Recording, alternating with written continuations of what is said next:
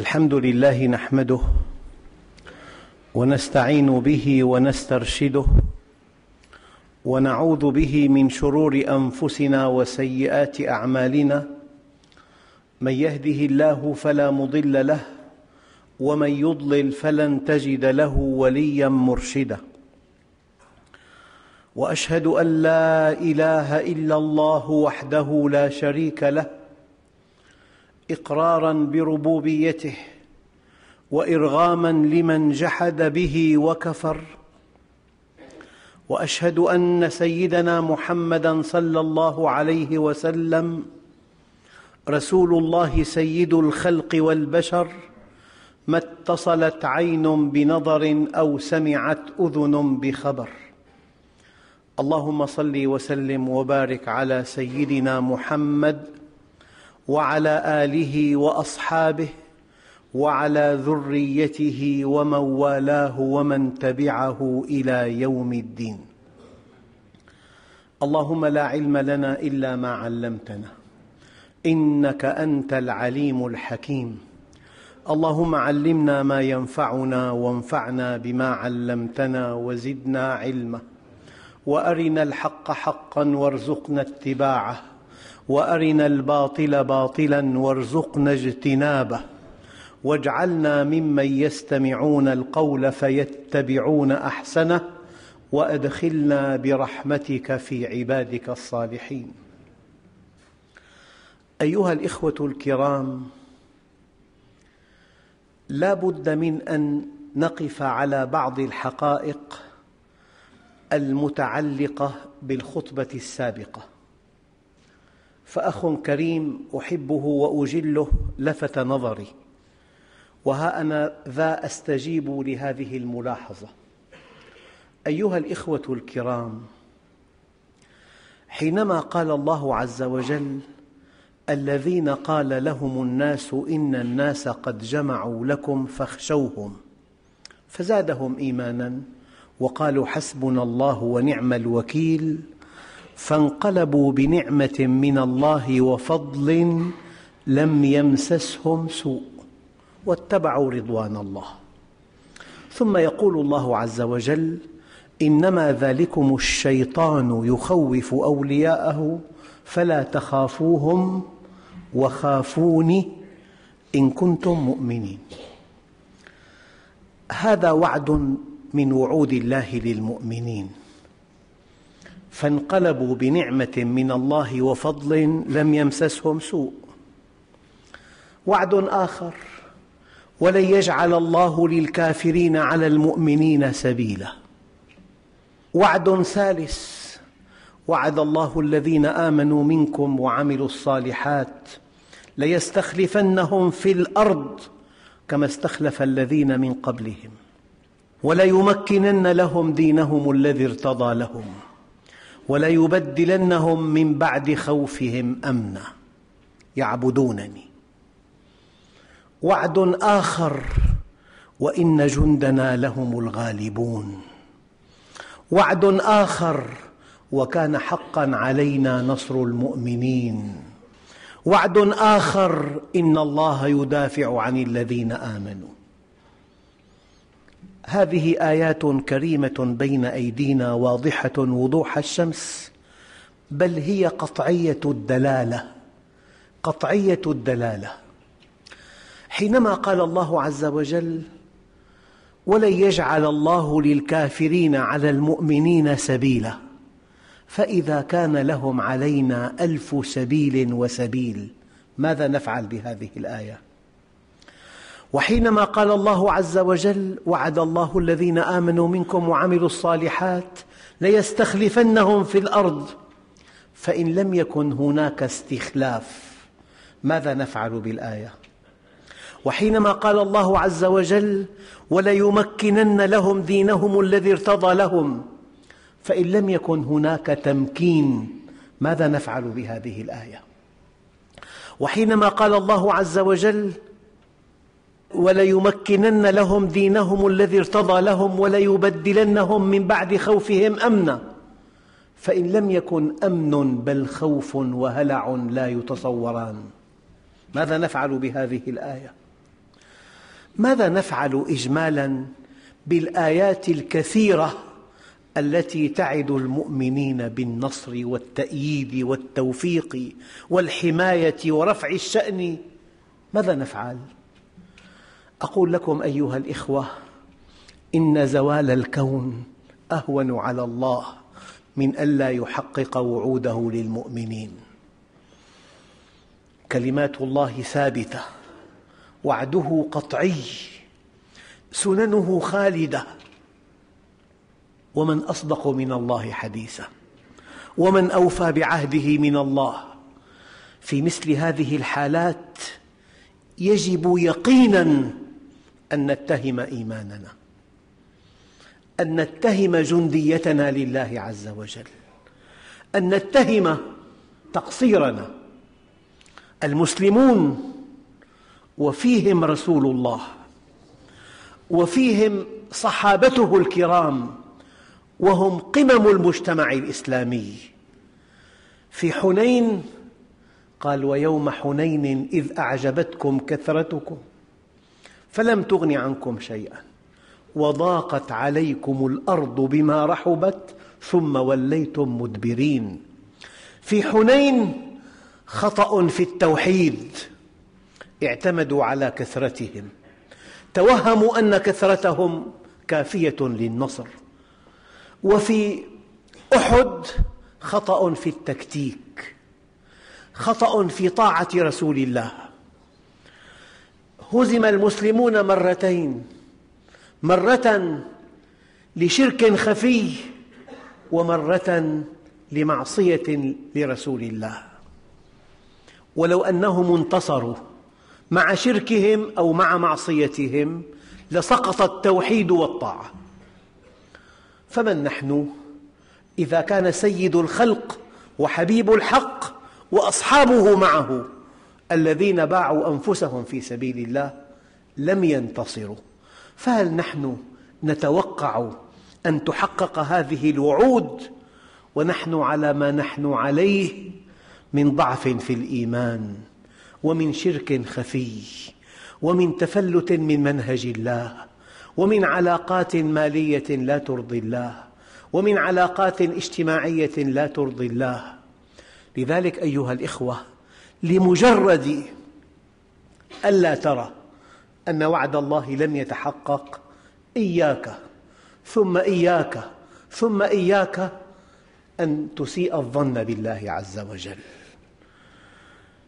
الله عز وجل مع المؤمنين، مع المؤمنين الصادقين، مع المؤمنين الملتزمين، مع المؤمنين الوقافين عند كتاب الله وسنة رسوله، مع الذين أخلصوا له، مع الذين وحدوه، مع الذين باعوا أنفسهم ابتغاء مرضاته. هؤلاء هم المنصورون، وإن جندنا لهم الغالبون. ويكفي أن الله جل جلاله يقول: فخلف من بعدهم خلف أضاعوا الصلاة واتبعوا الشهوات فسوف يلقون غيا. وقد أجمع علماء التفسير على أن إضاعة الصلاة لا يعني تركها، لكن إضاعة الصلاة تفريغها من مضمونها بلا مضمون. لا تنهه صلاته عن الفحشاء والمنكر، لا تنهه صلاته عن غش المسلمين، لا تنهه صلاته عن أن يأخذ ما له وأن يدع ما ليس له. يريد أن يأخذ ما له وما ليس له.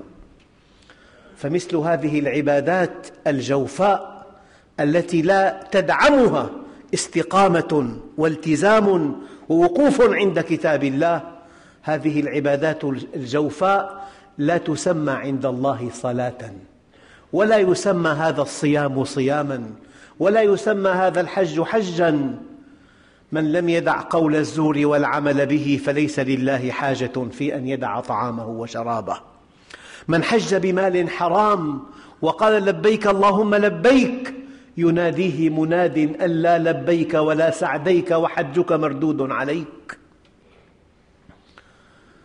أيها الإخوة الكرام، إن حسن الظن بالله ثمن الجنة.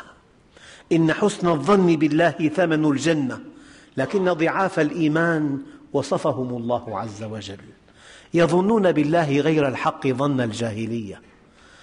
أقول لكم مرة ثانية: زوال الكون أهون على الله من ألا يحقق وعوده للمؤمنين. لن تغلب أمتي من 12,000 من قلة، فإذا هم 1,200,000,000 ليس أمرهم بيدهم، وليست كلمتهم هي العليا، وللطرف الآخر عليهم 1000 سبيل وسبيل، 1000 سبيل وسبيل. يا أيها الإخوة الكرام، هذا الذي حدث تغطيه الآية الكريمة: ما كان الله ليذر المؤمنين على ما أنتم عليه حتى يميز الخبيث من الطيب. نحن محسوبون على الله، محسوبون على دين الإسلام، محسوبون أننا من أمة محمد سيد الأنام.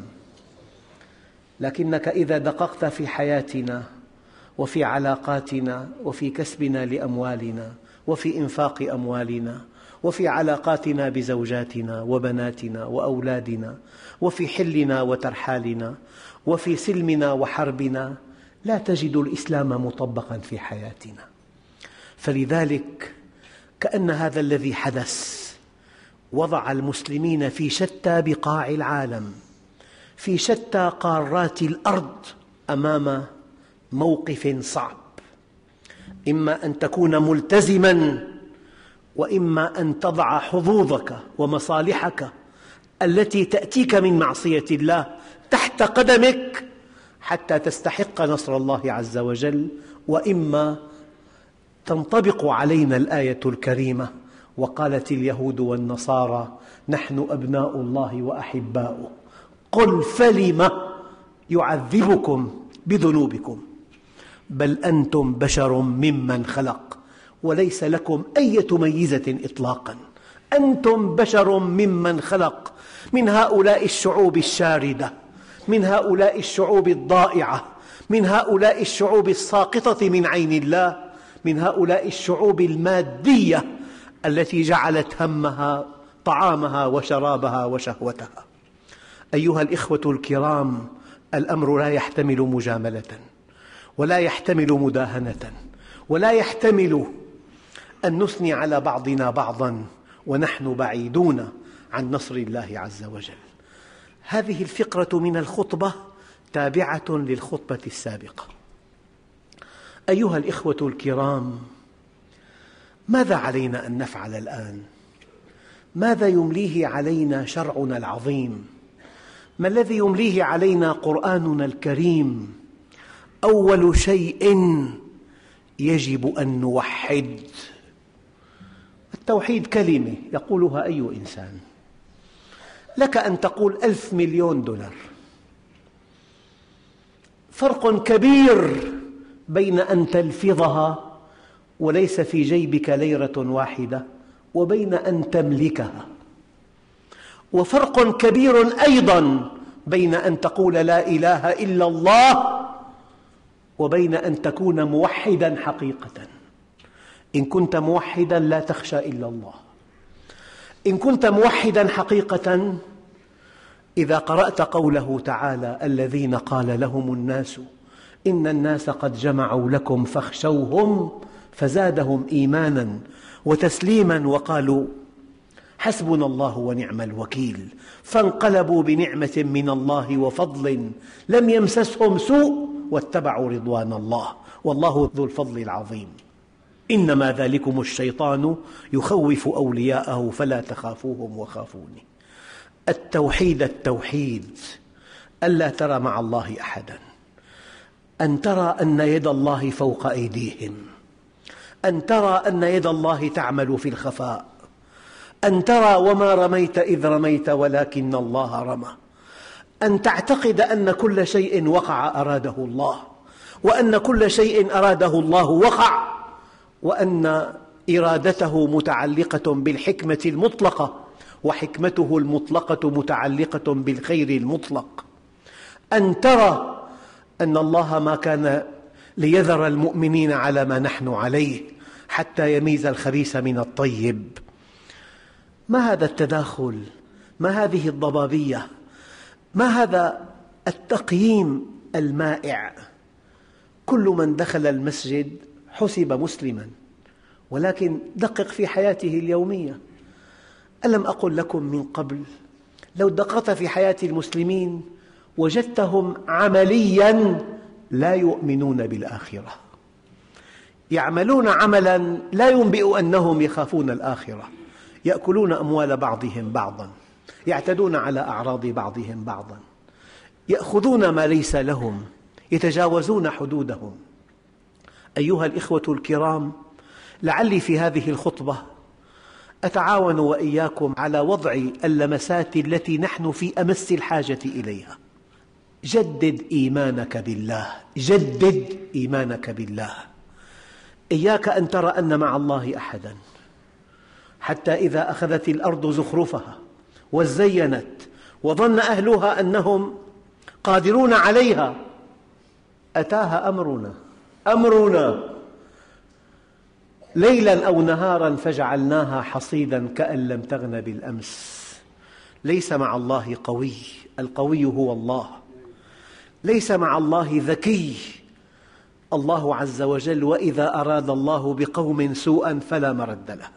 على ما عندهم من حرص ومن احتياطات تفوق حد الخيال يؤتى الحذر من مأمنه، لا ينفع حذر من قدر، فأتاهم الله من حيث لم يحتسبوا وقذف في قلوبهم الرعب. كأن هذه الآية تغطي كل ما حدث في هذه الأيام العشر.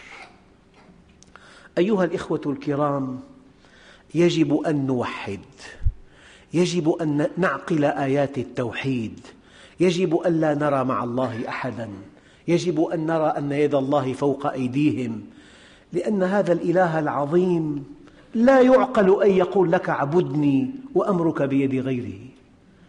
أمرك بيد قوي لا يرحمك، أمرك بيد حاقد لا يحبك، أمرك بيد جهة تحب أن تسحقك. إليه يرجع الأمر كله فاعبده وتوكل عليه. ما أمرك أن تعبده إلا بعد أن طمأنك أن الأمر كله لله، بيده مقاليد السماوات والأرض. إياك أن تنساق مع الإعلام الغربي، إياك أن تخاف مما سوى الله، إياك أن تعتقد أن الله خلق الخلق وترك ضعيفهم لقويهم وفقيرهم لغنيهم. إياك أن ترى أن الله خلاقاً وليس فعالاً. ينبغي أن تعلم أن الله في السماء إله وفي الأرض إله، إليه يرجع الأمر كله. لو أن ورقة سقطت إنه يعلمها، وما تسقط من ورقة إلا هو يعلمها. والله غالب على أمره ولكن أكثر الناس لا يعلمون. نحن الآن في أمس الحاجة إلى التوحيد. أخوف ما أخاف على أمتي الشرك، هكذا قال عليه الصلاة والسلام: أما إني لست أقول إنكم تعبدون صنما ولا حجرا. هذا النوع من الشرك ولا إلى غير رجعة. أخوف ما أخاف على أمتي الشرك الخفي. أما إني لست أقول إنكم تعبدون صنما ولا حجرا، ولكن شهوة خفية وأعمال لغير الله. الشرك أخفى من دبيب النملة السمراء على الصخرة الصماء في الليلة الظلماء، وأدناه أن تحب على جور، أن تحب جائراً، أن تحب عدواً، أن تعظم كافراً. من هوي الكفرة حشر معهم ولا ينفعه عمله شيئا. أو أن تغضب على عدل، إن انحرف سلوكك وجاء من ينصحك على انفراد وقال لك اتق الله يا رجل، إذا أخذتك العزة بالإثم فهذا نوع من الشرك. نحن في أمس الحاجة إلى التوحيد، وما تعلمت العبيد أفضل من التوحيد، والتوحيد قمة العلم. وما أرسلنا من رسول إلا نوحي إليه أنه لا إله إلا أنا فاعبدون. إنني أنا الله لا إله إلا أنا فاعبدني وأقم الصلاة لذكري. لا تؤخذ بوسائل الإعلام، لا تؤخذ بالتهويل، لا تؤخذ بالتخويف، لا تؤخذ بالقوة التي لا تقهر. صنعت باخرة في مطلع هذا القرن، وكتب في نشرتها: إن القدر لا يستطيع أن يغرقها. غرقت في أول رحلة لها. صنعت مركبة وسميت المتحدي، بعد 70 ثانية من إطلاقها أصبحت كتلة من اللهب. لا يمكن أن يدع الله متألها إلا يقصمه، لا يمكن أن يدع الله متألها إلا يقصمه. العظمة إزاري والكبرياء ردائي، فمن نازعني فيهما شيئا أذقته عذابي ولا أبالي. أول حل أن نعمق التوحيد، أن نعمق التوحيد. لا تلقي بالا إلى خبر ولا إلى تصريح ولا إلى تهديد إلا أن تكون موحدا لله. الذي خلقك منع أحدا عن أن ينهي حياتك، منع أحدا عن يأخذ رزقك. كلمة الحق لا تقطع رزقا ولا تقرب أجلا. أيها الإخوة الكرام، ثانياً، لا بد من التوبة. التوبة والاستغفار والتسبيح. سيدنا علي وابن عباس رضي الله عنهما لهما قول: ما نزل بلاء إلا بذنب ولا رفع إلا بتوبة. إذا عددت هذا الذي حصل بلاء للمسلمين، ما نزل إلا بذنب ولن يرفع إلا بالتوبة. أول شيء وحد. ثاني شيء تب من كل ذنب، استغفر وتب، راجع حساباتك، اعمل جردا لما أنت عليه، لبيتك، لخروج زوجتك، لخروج بناتك، لكسب مالك، لإنفاق مالك. ما نزل بلاء إلا بذنب ولا رفع إلا بتوبة. أيها الإخوة الكرام، الشيء الثالث العبادة والعمل الصالح. العبادة في الهرج كهجرة إلي. في زمن الفتن، في زمن المال الحرام، في زمن النساء الكاسيات العاريات، في زمن الكذب، في زمن يؤمن الخائن ويخون الأمين، في زمن يصدق الكاذب ويكذب الصادق، في زمن أن يوسد الأمر إلى غير أهله، في زمن أن ترى المطر قيظا والولد غيظا ويفيض اللئام فيضا ويغيض الكرام غيظا، في زمن يصبح الرجل مؤمنا ويمسي كافرا، ويمسي مؤمنا ويصبح كافرا، يبيع دينه بعرض من الدنيا قليل. في زمن الفتن عبادة في الهرج كهجرة إلي. فأووا إلى الكهف. أين الكهف اليوم؟ جامعك كهفك، بيتك كهفك. اعبد الله في بيتك، واعبد الله في جامعك، ودع الفتن ما ظهر منها وما بطن. أيها الإخوة الكرام، عبادة متقنة، صلاة متقنة فيها إقبال على الله، صيام متقن، غض بصر، ضبط لسان، ترك الملهيات، ترك هذه المسلسلات، ترك هذه الشناعات التي لا ترضي الله عز وجل. كن مع القرآن، كن من أهل القرآن، كن من أحباب النبي العدنان. املأ ساحة شعورك بمشاعر القدس التي تأتيك من معرفة الله. أيها الإخوة الكرام، الشيء الرابع أن تشتغل بالشيء المثمر. هل لك عمل صالح؟ هل تستهلك وقتك استهلاكاً أم تستثمره استثماراً؟ والعصر إن الإنسان لفي خسر إلا الذين آمنوا وعملوا الصالحات وتواصوا بالحق وتواصوا بالصبر. 4 منجيات: أن تؤمن وأن تعمل صالحاً، وأن تدعو إلى الله، والدعوة إلى الله فرض عين على كل مسلم في حدود ما تعلم ومع من تعرف. هل نقلت هذا العلم إلى أخ لك، إلى صديق، إلى جار، إلى قريب، إلى زميل، إلى ابن، إلى زوجة؟ يقول عليه الصلاة والسلام في بعض الأحاديث: الجهاد ذروة سنام الإسلام. وفي حديث آخر: من لم يجاهد ومن لم يحدث نفسه بالجهاد مات على ثلمة من النفاق. وفي قمة أنواع الجهاد: وجاهدهم به جهادا كبيرا. هل وسعت دائرة المعرفة بين الناس؟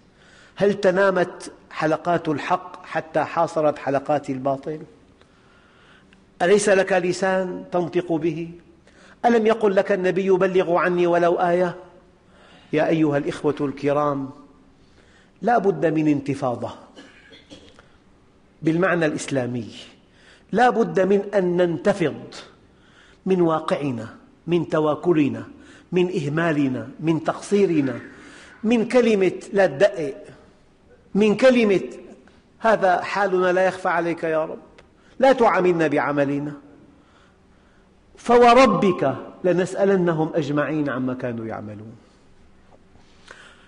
أعرابي لم يتعلم شيئا، قال له: عظني ولا تطل. قال له النبي الكريم: فمن يعمل مثقال ذرة خيرا يره، ومن يعمل مثقال ذرة شرا يره. قال: كفيت. فقال عليه الصلاة والسلام: فقه الرجل. أيها الإخوة الكرام، ترك التنازع والخلاف. التنازع والخلاف لصالح أعدائنا، نتعاون فيما اتفقنا، ويعذر بعضنا بعضا فيما اختلفنا، نغلب مصلحة المسلمين على مصالحنا، نغلب هموم المسلمين على همومنا، نتعاون. أيها الإخوة الكرام، قال تعالى: ولا تنازعوا فتفشلوا وتذهب ريحكم واصبروا إن الله مع الصابرين. وصف الأعداء قال: تحسبهم جميعا وقلوبهم شتى. فما قولكم إذا كان المسلمون كذلك؟ في اللقاءات مديح ما بعده مديح، وثناء ما بعده ثناء، وابتسامة عريضة، ومصافحة حميمة. فإذا غاب عنك طعنت بعلمه، طعنت بتقواه، طعنت بصدقه وإخلاصه. نحن مفتتون. لذلك قال الله عز وجل: فنسوا حظا مما ذكروا به فأغرينا بينهم العداوة والبغضاء إلى يوم القيامة. قانون العداوة والبغضاء لها قانون. إذا نسي أحدنا حظا مما ذكر به وقع في عداوة مع أخيه. ما تحاب مؤمنان ففرق بينهما إلا بذنب أصابه أحدهما. أيها الإخوة الكرام، التفاؤل. لا تكن متشائما. يا أيها الإخوة، سأذكر لكم من السيرة شيئا. النبي عليه الصلاة والسلام وهو في أيام الهجرة، حينما كان دمه مهدوراً، وحينما وضعت 100 ناقة لمن يأتي به حياً أو ميتاً، لمن يأتي به حياً أو ميتاً، تبعه سراقة من أجل 100 ناقة. قال له: يا سراقة، كيف بك إذا لبست سواري كسرى؟ هذا تعلمونه جميعا، لكن حللوه. يقول النبي: يا سراقة، كيف بك إذا لبست سواري كسرى؟ يعني يا رسول الله، إنك سوف تصل للمدينة سالما. هذه ثقته بالله، وسوف ينشئ دولة في المدينة، وسوف يحارب أقوى دولة في العالم، وسوف ينتصر، وسوف تأتيه غنائم كسرى. ويا سراقة كيف بك إذا لبست سواري كسرى. أرأيت إلى ثقة النبي بالله عز وجل. إذ جاءوكم من فوقكم ومن أسفل منكم وإذ زاغت الأبصار وبلغت القلوب الحناجر وتظنون بالله الظنون هنالك ابتلي المؤمنون وزلزلوا زلزالا شديدا.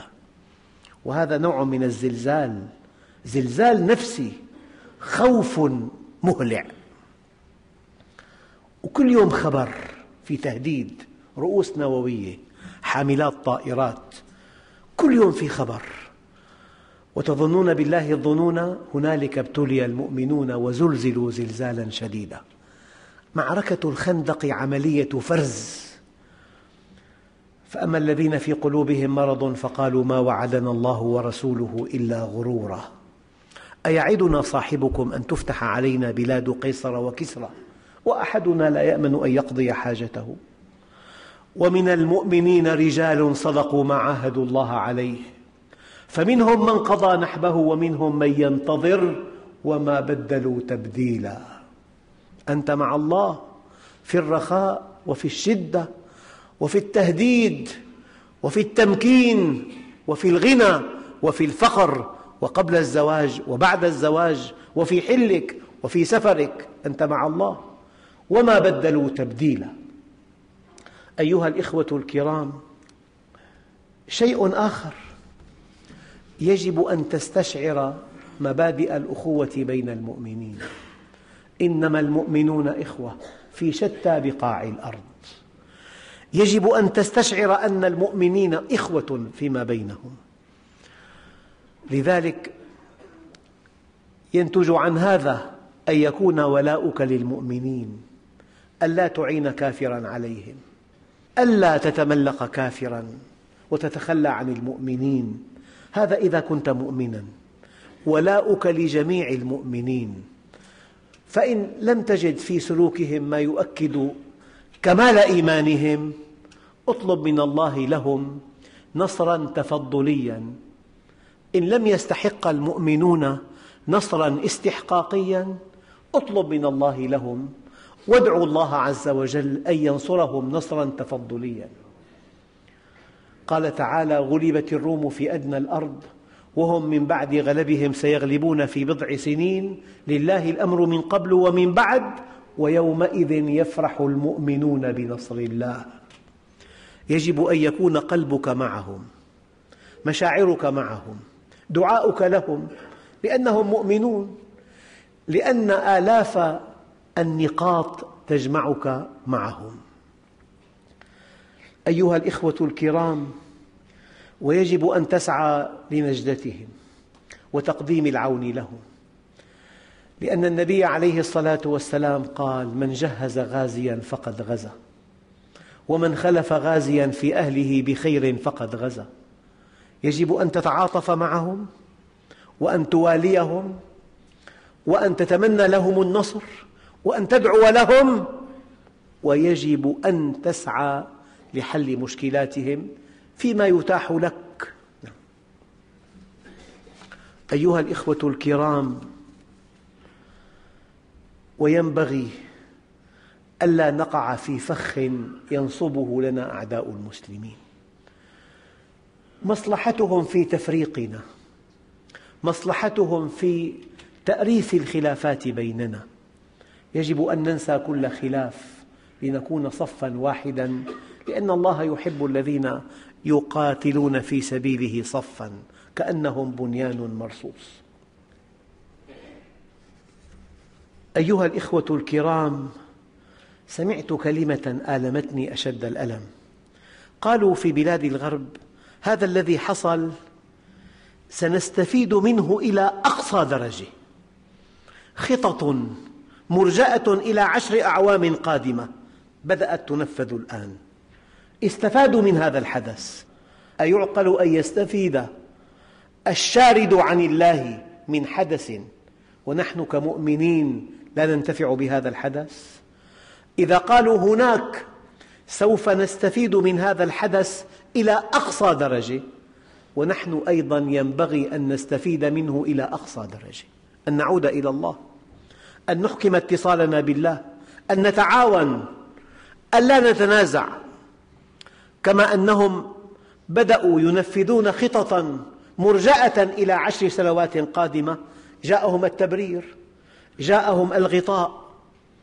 ونحن ينبغي كمؤمنين أن نستفيد من هذا الحدث فنتعاون، ينبغي أن نستفيد من هذا الحدث فنتوب إلى الله، ينبغي أن نستفيد من هذا الحدث فيحب بعضنا بعضا، أن نضع الدنيا تحت أقدامنا، ولا تهنوا ولا تحزنوا وأنتم الأعلون إن كنتم مؤمنين. يجب أن نوقن أن الله لن يتخلى عنا إطلاقا. أيها الإخوة الكرام، هذه النصائح السبع أرجو الله سبحانه وتعالى أن تكون في قلوبنا وفي عقولنا، وأن تترجم إلى سلوك نتعامل به.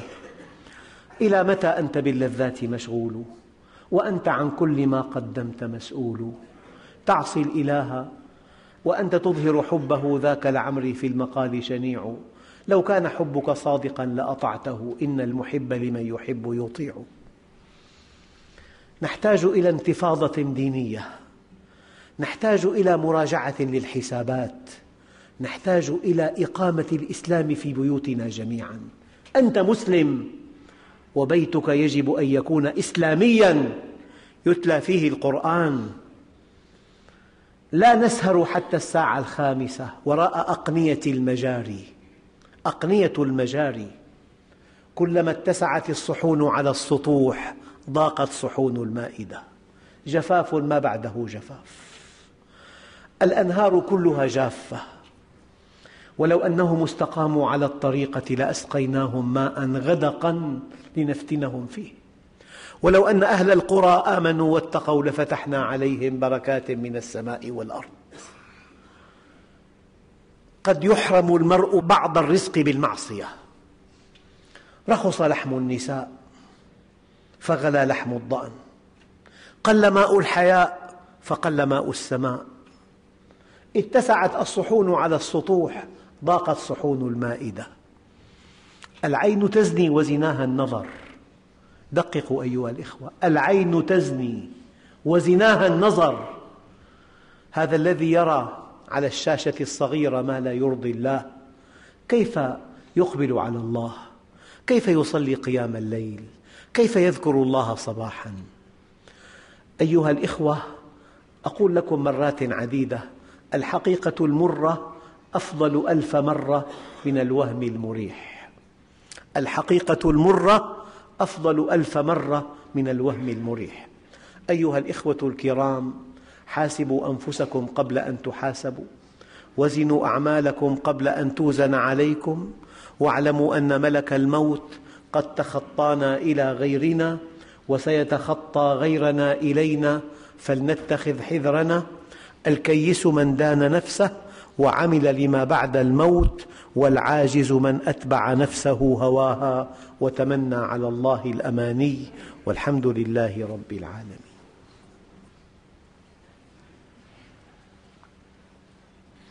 الحمد لله رب العالمين، وأشهد أن لا إله إلا الله ولي الصالحين، وأشهد أن سيدنا محمداً عبده ورسوله صاحب الخلق العظيم. اللهم صل وسلم وبارك على سيدنا محمد وعلى آله وصحبه أجمعين. أيها الإخوة، حقيقتان أرددهما كثيراً ونحن اليوم في أمس الحاجة إليهما. أولاً، لا تقلق على هذا الدين، إنه دين الله، ولكن اقلق ما إذا سمح الله لك أن تنصره أو لم يسمح. اقلق على نفسك فقط، لا تقلق على هذا الدين، إنه دين الله. ولعلك ترى إن شاء الله من خلال هذه الأحداث الرهيبة أن النتائج تعود أفضل مما كانت على هذا الدين، لأن الله عز وجل يقول: ليظهره على الدين كله. قبل 50 عام ليس في الأرض كلها إنسان يحب أن يعرف ما الإسلام، أما الآن في القارات الخمس هناك من يقول ما هذا الدين؟ ما هذا الدين؟ ما هذا الدين الذي وقف في وجه أعتى قوة في العالم؟ شيء لا يصدق. رب ضارة نافعة، لكل واقع حكمة. قد نجد بعد حين أن هناك نتائج إيجابية العقل لا يتصورها جاءت مما حدث. إن الذي وقع بمشيئة الله وبإذن الله وبإرادة الله، والله سبحانه وتعالى يريد الخير للبشر. قل اللهم مالك الملك تؤتي الملك من تشاء وتنزع الملك ممن تشاء وتعز من تشاء وتذل من تشاء بيدك الخير. لم يقل بيدك الخير والشر، قال بيدك الخير. الشر المطلق ليس له وجود في الكون. الشر المطلق يتناقض مع وجود الله أبدا. في شر نسبي، في منظور الناس شر نسبي، لكن الشر المطلق لا وجود له في الكون. أيها الإخوة الكرام، الفكرة الثانية أنه ينبغي ألا ينفرد الباطل بالساحة. ينبغي ألا ينفرد بالساحة، ولو أنها بؤرة صغيرة، ولو أنها مساحة صغيرة يتلى فيه الحق. لذلك كن داعية إلى الله. الدعوة إلى الله فرض عين. انقل الذي سمعته أو خذ شريطه وانقله، وسع دائرة الإيمان، وسع دائرة المعرفة، بصر الناس بواقعهم. لذلك من الأدعية التي أدعو بها أحيانا: اللهم إنا نعوذ بك من الجهل والوهم. اللهم انقلنا من ظلام الجهل والوهم إلى أنوار المعرفة والعلم، ومن وحول الشهوات إلى جنات القربات. فيا أيها الأخ الكريم، راجع حساباتك.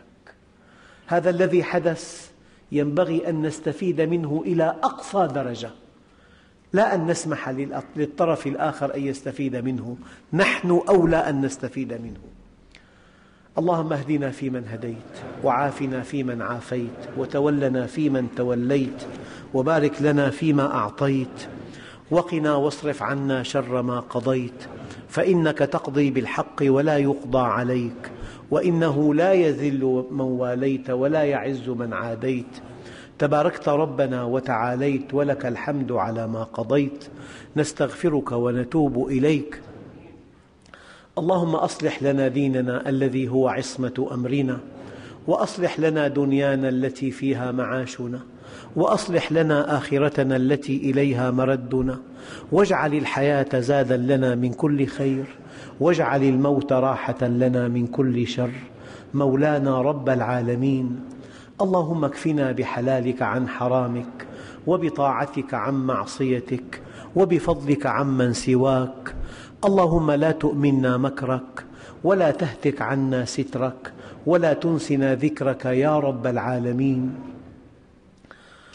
اللهم إنا نعوذ بك من عضال الداء، ومن شماتة الأعداء، ومن السلب بعد العطاء. اللهم إنا نعوذ بك من الخوف إلا منك، ومن الذل إلا لك، ومن الفقر إلا إليك. اللهم كما أقررت أعين أهل الدنيا بدنياهم فأقرر أعيننا من رضوانك يا رب العالمين. اللهم ما رزقتنا مما نحب فاجعله عونا لنا فيما تحب، وما زويت عنا ما نحب فاجعله فراغا لنا فيما تحب. اللهم بفضلك ورحمتك أعل كلمة الحق والدين، وانصر الإسلام وأعز المسلمين.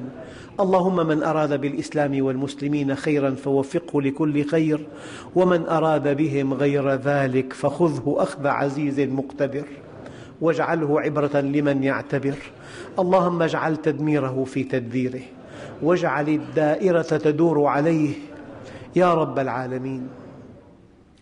اللهم وفق ولاة المسلمين في مشارق الأرض ومغاربها لما تحب وترضى. اللهم اجمع بينهم، وحد كلمتهم، دلهم على الخير، إنك على كل شيء قدير وبالإجابة جدير، والحمد لله رب العالمين.